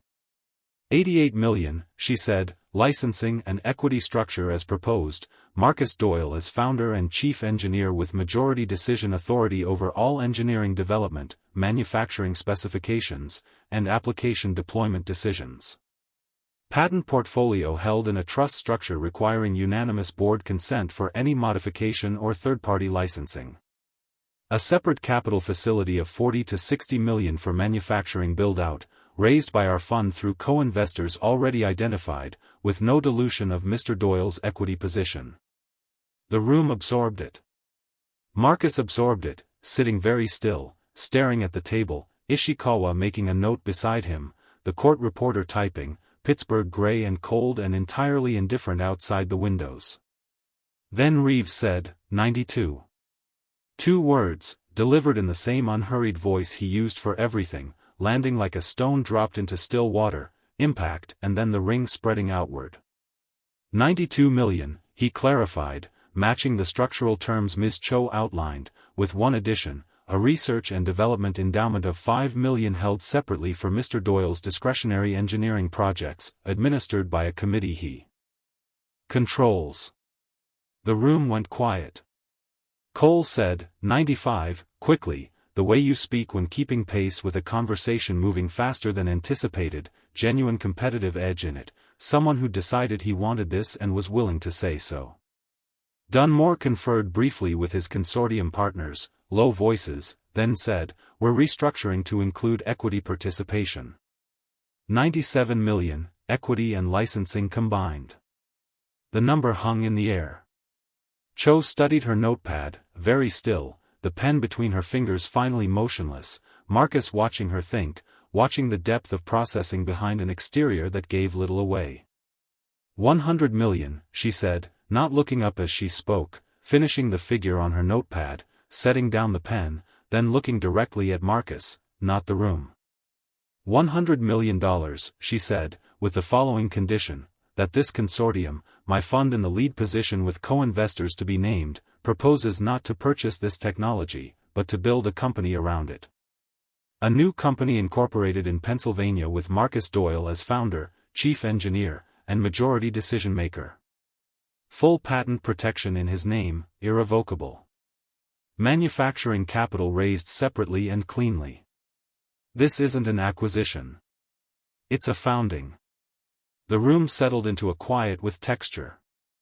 Marcus looked at Ishikawa, her expression controlled and professional, and she reached over without looking up and set her pen on the table in front of him, the signal they'd agreed on in advance. This is real, and it's yours, and you're allowed to feel that. He looked at the pen, then the window, gray Pittsburgh sky, the brick building across the street with its pigeons on the ledge, present when the meeting started and would remain when it ended, indifferent to the mathematics unfolding in this room. He thought of the garage, the bare bulb on its twisted cord, the tarp faded to gray, Lily on her step stool with her toast. He thought of Renee, briefly and directly, the way he sometimes allowed himself, not her absence but her actual presence in memory, sitting at the kitchen table with her tea saying, "What's that one?" Obvious questions that were sometimes the best ones. Reeves was speaking. "I want to be transparent with this room," he said.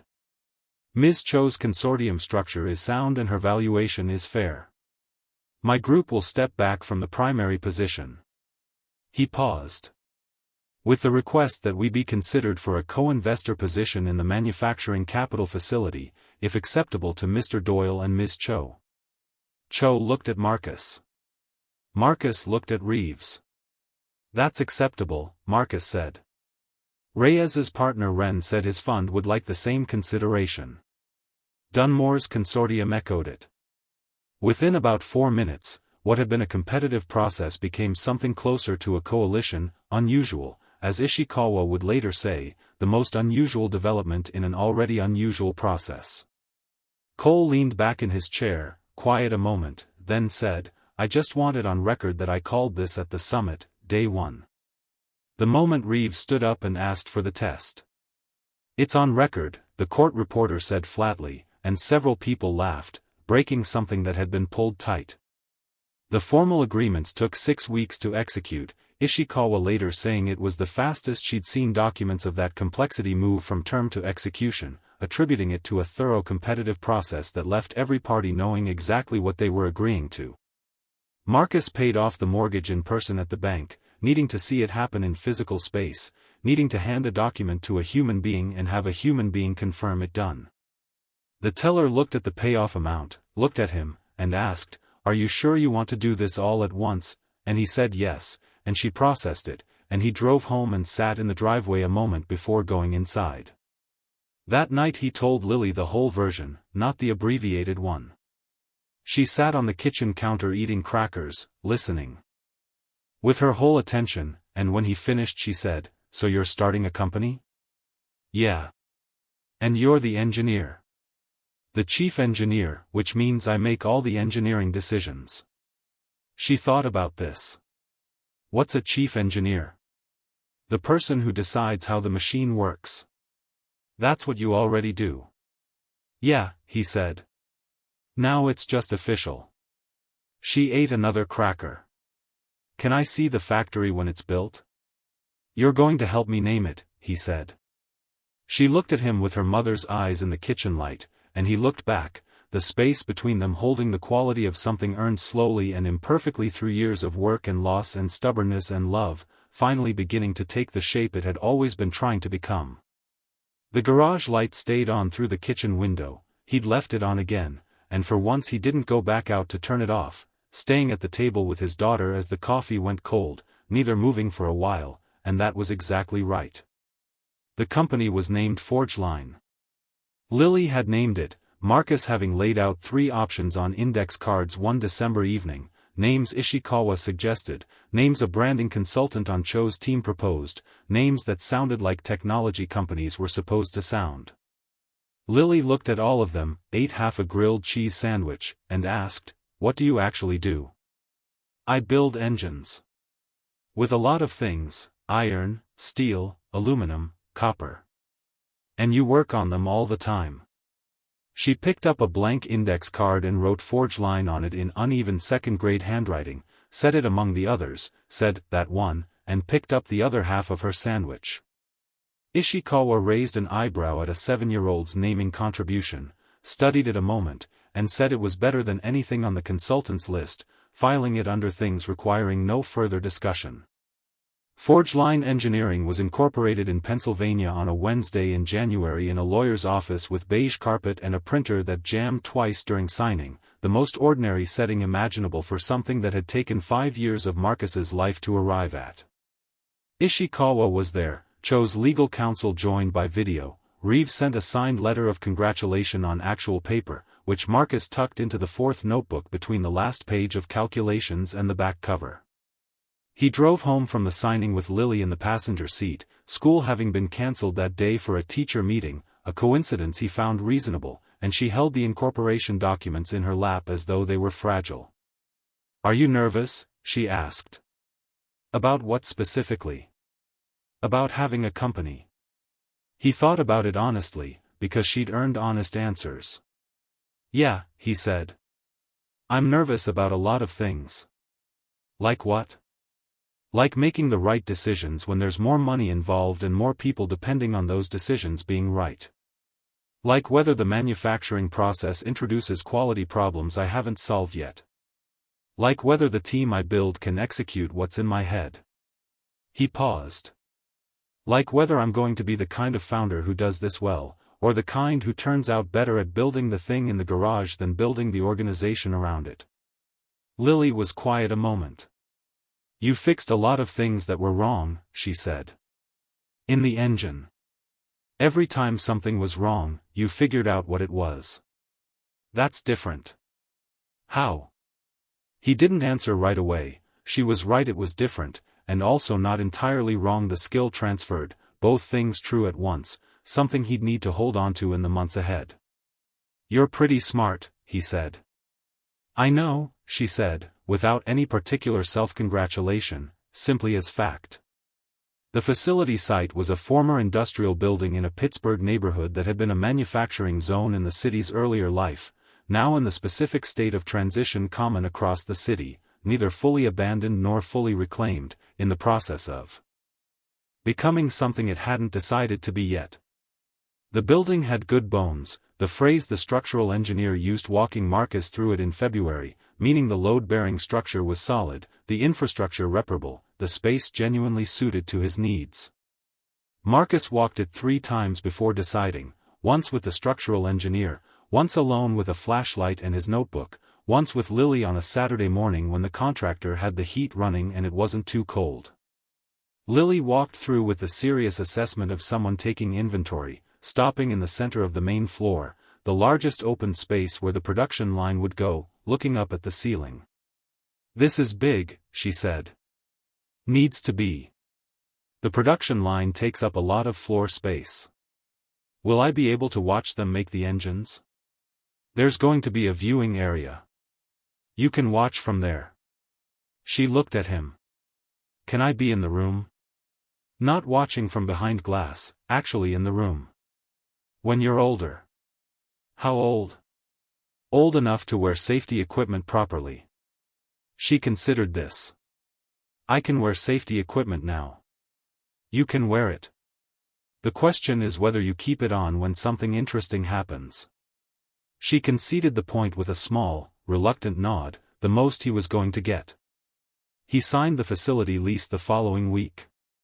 Hiring was the first thing that genuinely humbled him in this new life, because building an engine was a problem he knew how to structure, and hiring people was a problem he didn't, the difference more significant than expected. He was poor at interviews, not asking engineering questions with precision, but at the soft architecture of conversation, understanding not just what someone knew but who they were when things were hard and uncertain and the answer wasn't obvious. He hired 2 people who seemed right and weren't, understanding why afterward without it fixing the underlying problem.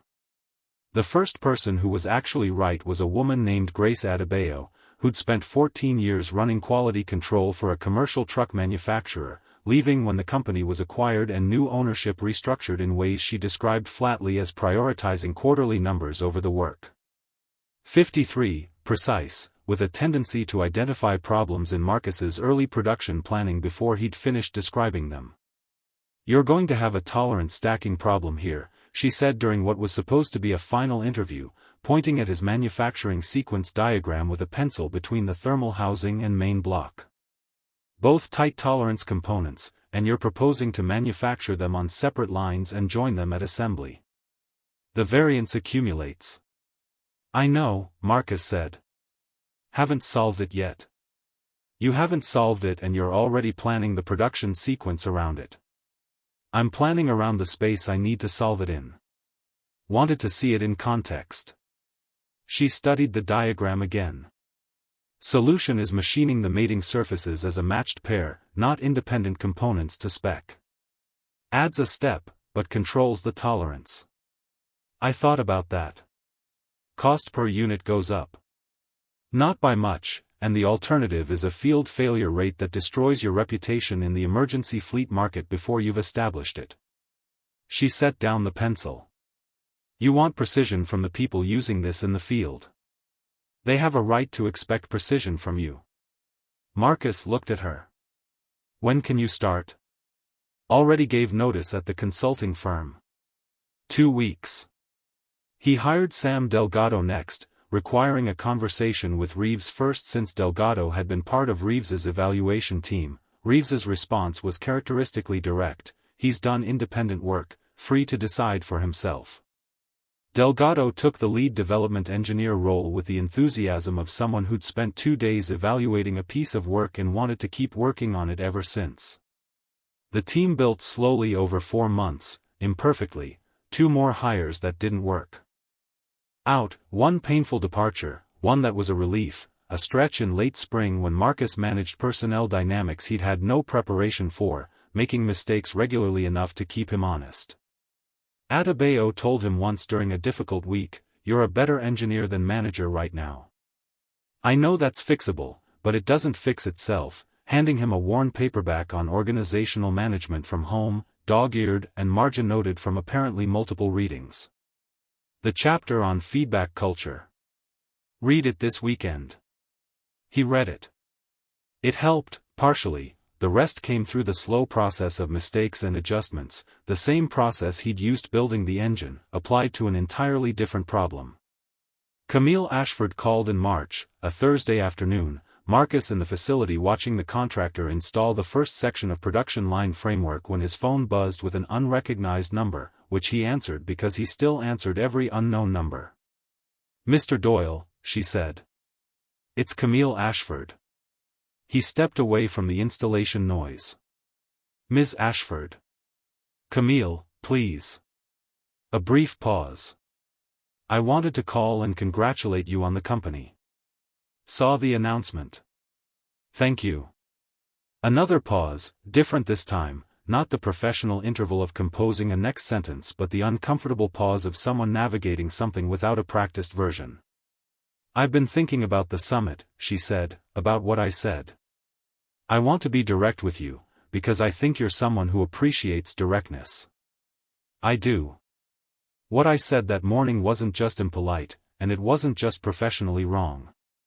It was the kind of thing that, if you'd been less certain of your own work, could have sent you home. I said it in front of people deliberately, in a way meant to carry." A pause. "I need you to know I understand that." Marcus stood near the facility window, watching a delivery truck double-parked outside, an ordinary Thursday in Pittsburgh, thinking about what to say, deciding on honesty. "I almost left," he said. "After you said it." Stood beside the engine about 2 minutes, seriously considering packing it up and going home. "What stopped you?" "My daughter told me to stop being scared, that morning. I kept hearing it." Camille was quiet a moment. When she spoke again, her voice carried a different quality, not softer exactly, less armored. "How old is she?" 7. 8 in June. "She sounds like someone worth listening to." "She usually is." He paused. "Why are you calling, Camille?" "Not that I don't appreciate it, but you didn't call just to say congratulations." She laughed, a short, genuine sound, not the professional laugh. "No," she said. "I didn't." Another pause, and in it he could hear her deciding how direct to be. Ashford Dynamics has a manufacturing network, 17 facilities across North America and Europe. Relationships with emergency fleet procurement offices in 11 states, agricultural equipment distributors in 8 markets, infrastructure project managers on 4 continents. A pause. "I've spent 3 months watching what Forge Line is building, thinking about whether there's a structure where what I have and what you have work together instead of separately. A partnership. Specific. I'm not looking for equity in Forge Line, I know that's not available and I'm not asking. I'm talking about a manufacturing and distribution partnership where Ashford's network becomes the infrastructure getting your engine to the markets you're designing for, where I bring capital and relationships without touching your engineering decisions." A pause. "I'd want to bring my technical team in to work on the thermal calibration problem from the summit, not to apply it to our own product line separately, but I think the conversation between our engineers would benefit both sides." Marcus thought about it, about what Ishikawa would say, measured and cautious and probably right, what Adebayo would say, direct and practical, what Reeves would say, 2 sentences identifying. The essential question. Send me a proposal, he said. In writing. I'll have Ishikawa review it. Of course. Another pause. Marcus, I know a proposal and a phone call don't undo what I said at the summit. No, he said. They don't. But they're not nothing either. A pause. Send me the proposal. He hung up, stood by the window another minute watching the delivery truck negotiate out of its double park, thinking about the nature of people, how rarely they're entirely one thing, how the person who called his engine scrapyard junk could also be the person who recognized the mistake and called to own it, both true about the same human being without one canceling the other. He'd spent enough time being wrong himself to understand the mechanics of it. He went back to watching the production line framework rise. The proposal arrived the following week. Ishikawa spent 3 days on it, returning with 16 comments and 2 fundamental revisions required before she'd recommend it. Camille's counsel agreed to both within 48 hours. Ishikawa's third comment, the one she called most important, concerned decision authority over joint projects, wanting explicit language making clear Marcus's engineering judgment was final on any technical question affecting Forgeline's product. Camille called Marcus after submitting the revisions. Your lawyer, she said. Naomi Ishikawa. She's excellent. She extracted language from my standard partnership agreement I've never successfully extracted from a counterparty in 11 years of deals. A pause. I want to hire her. She doesn't do in-house work, Marcus said. I know. Just wanted to say it. The partnership agreement was signed in April, not a perfect one, Ishikawa saying no agreement is, the function of a good one being to provide a clear framework for handling situations you hadn't anticipated, not anticipating them all, but it was fair, structured around a principle Marcus held through every negotiation, that the work was the thing, and the work had to stay protected. Camille attended the signing in person. She and Marcus shook hands across the table, the handshake of 2 professionals who'd come from a difficult place together and were choosing to go somewhere else, understanding exactly what they were choosing. The first Forgeline engine came off the production line on a Tuesday in September, the facility running 3 months by then with a workforce of 41, the production line having survived 2 significant debugging cycles, one in July when a machining tolerance issue Adebayo had flagged in April proved exactly as consequential as predicted, one in August when a software integration problem between the fuel injection control system and the new production monitoring platform cost 11 days. And a level of stress Marcus measured afterward in coffee consumed and conversations with Delgado at 7 in the morning in the parking lot before either could face going inside. Both problems got fixed, the way problems get fixed, by identifying them precisely, understanding root cause rather than symptom, making the specific correction addressing the actual issue, slower than he wanted, more expensive than budgeted, exactly the right process. The first production engine wasn't ceremoniously presented. The line simply reached the end of the sequence and completed the final quality check, which Adebayo ran personally with 3 team members over about 4 hours, and cleared it.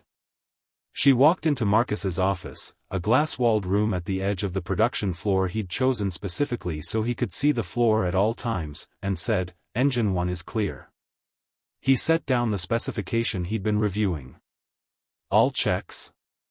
All 47. He stood, and they walked out onto the floor together, standing beside the first production engine on its final check stand, looking like what it was, a machine, no more or less significant in appearance than any other on any other production floor, metal and precision and decisions bearing no visible trace of the garage or the years or the failures that produced it.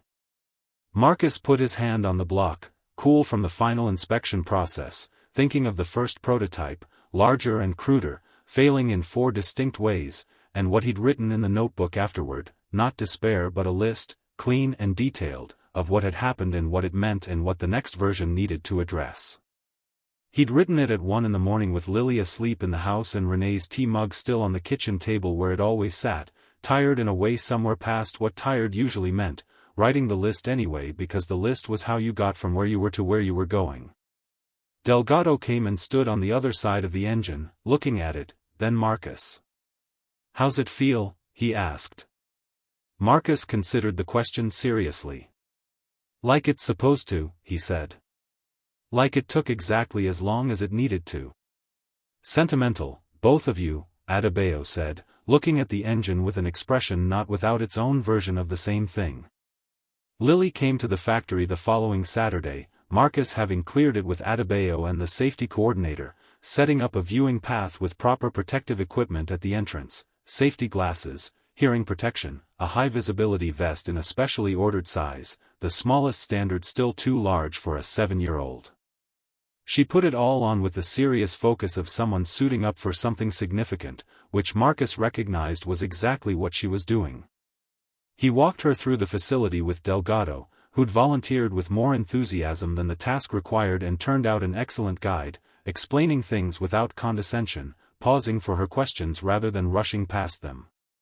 She asked about the machining center, the tolerance measurement equipment, why certain components sat in sealed containers while others didn't, asked Delgado what his job was and listened to his answer with genuine attention, then said, "So you find out what's wrong with the engine and figure out why," and Delgado said, "Yeah, basically," and she nodded as if that were a reasonable occupation.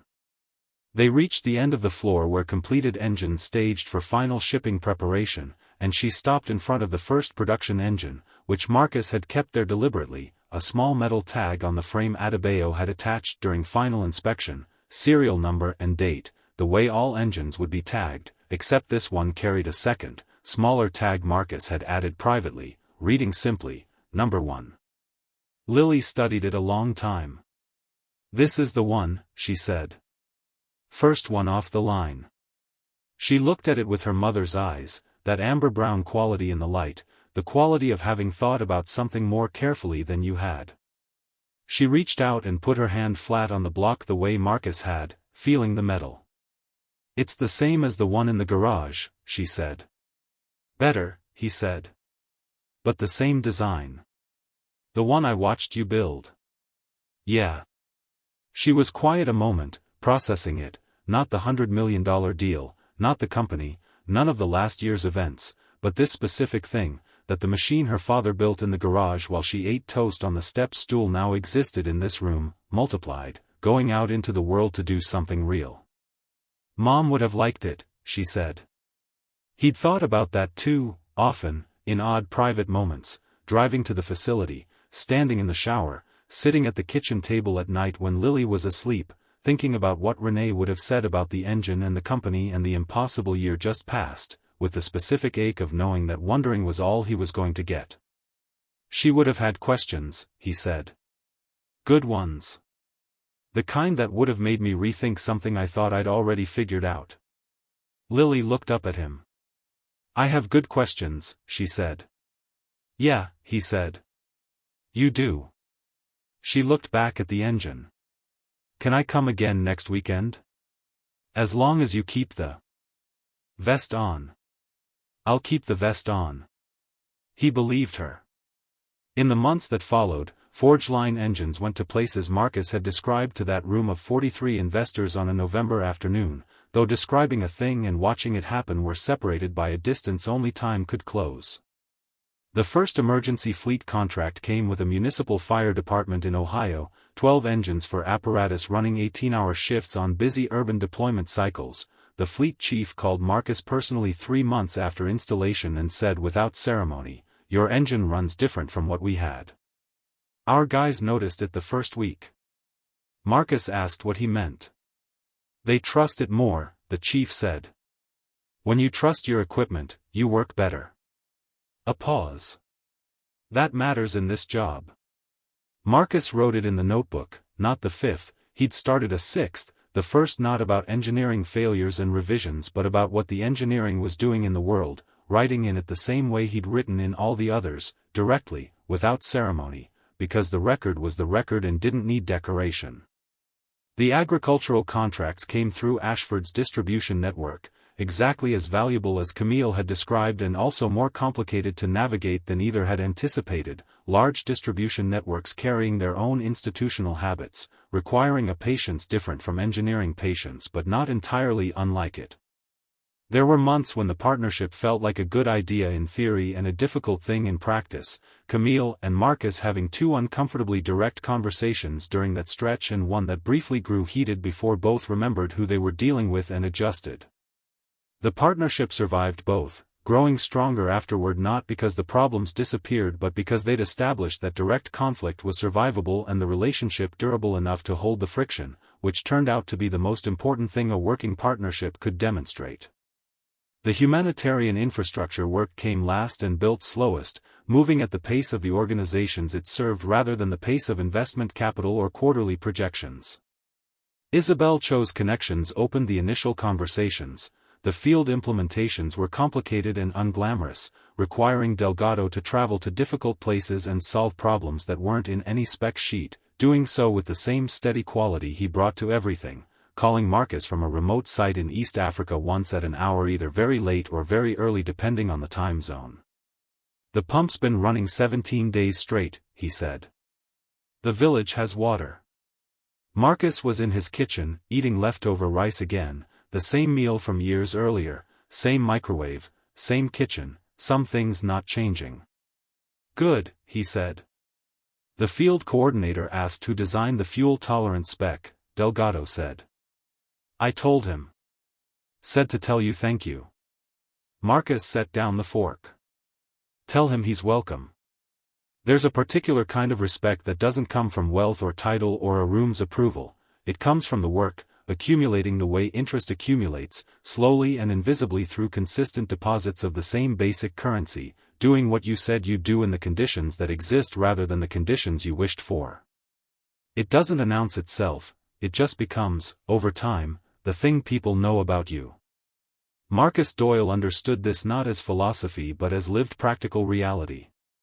He knew the 100 million mattered, in the way concrete resources always matter, the difference between an idea staying in the garage and going into the world. But he also knew, with a kind of knowledge that doesn't come from intellect, that the money had followed the work and not the reverse, and anyone claiming otherwise was either confused about the sequence or lucky enough that their own sequence ran shorter than his. The people who'd laughed at the garage engine, and there had been more than just Camille Ashford, more quiet dismissals, polite redirections, suggestions he consider a different direction, that the market wasn't looking for what he built, that the gap between a good idea in a garage and a real product ran wider than he appreciated. Those people weren't bad people, they were people making assessments based on incomplete information, something every person does every day, and some of those assessments turned out wrong, and the wrongness proved instructive for everyone involved, Marcus included. What he'd learned across 5 years of failure and one impossible year of the world changing wasn't that he'd been right all along and the doubters wrong, that would be too simple and too self-serving to be true. What he'd learned was that the only honest measure of an idea is whether it works, not whether it looks like it will, not whether the person holding it looks like the kind who produces working ideas, not whether the circumstances of its development match what serious people expect serious work to come from. Machines don't care what people think, he'd told Lily that day at the summit, they only care whether they work, and he believed it more completely now, having watched it play out at scale, having watched the engine run in conditions meant to break things, having watched the numbers hold when everything had been staked on whether they would. But he'd added something to it in the years since, something the work had taught him the principle alone hadn't contained. People care what people think, that's the other half of it, and the way you protect yourself from that, from the room's judgment, from the accumulated weight of everyone who looked at what you were doing and decided it wasn't sufficient, isn't by not caring, it's by caring more about the work than the judgment, making the standard internal rather than external, the way his notebooks were internal, not a record of what other people thought of his progress but a record of what was actually true about it. He wasn't certain he'd always maintain that standard, he knew himself well enough to know he remained susceptible to the same pressures he'd always faced, that there would be moments when the room's approval mattered more than it should, when the fear of being laughed at again would push him toward the safer choice. He was a person, not a principle, and principles hold up under examination better than people do. But he had the notebooks, and he had Lily, and he had the specific, undeniable memory of the engine on the main stage of the Kessler Convention Center settling into its rhythm after those rough first 8 seconds, the monitors showing exactly what they should, the room going quiet the way rooms go quiet when something real is happening in them. He'd been there. He knew what it felt like when a thing you built did what you built it to do, and that knowledge was not nothing. It was in fact the foundation everything else had been built on top of, and it would hold as long as the work held, which was as long as the work stayed honest, the only duration that had ever mattered. On a Friday evening in October, 1 year and 2 weeks after the Kessler Summit, Marcus Doyle sat in his garage, not working, just sitting, the workbench cleared of everything but one notebook, the sixth, the old lamp on its twisted cord still doing its yellow work over the familiar space, the tarp in the corner gone because nothing sat beneath it anymore. The engine was at the facility, or rather it was everywhere it was supposed to be, in fleets and on farms and in the field with Delgado, doing what he'd built it to do. The garage was just a garage now, still smelling of oil and cold concrete and the dusty metallic scent of a room that had held machinery, but quiet in a way it hadn't been in 5 years, and the quiet wasn't empty, it was the quiet of something completed. Lily came out the back door at 8:15 in her pajamas, the astronaut ones, still worn though visibly too small now, which she refused to replace on principle. "Dad." "Hey, Bug."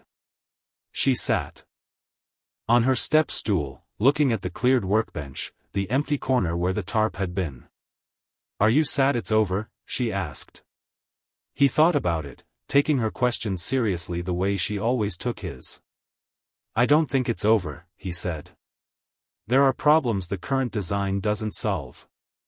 I've got 2 pages of it in the notebook." She looked up at him. "So there's a next one?" "Yeah," he said. "There's always a next one." She seemed satisfied, looking at the empty corner a moment before turning back to him with those eyes carrying something he recognized and was grateful for every day he got to see it. "Tell me about the next one," she said. So he did.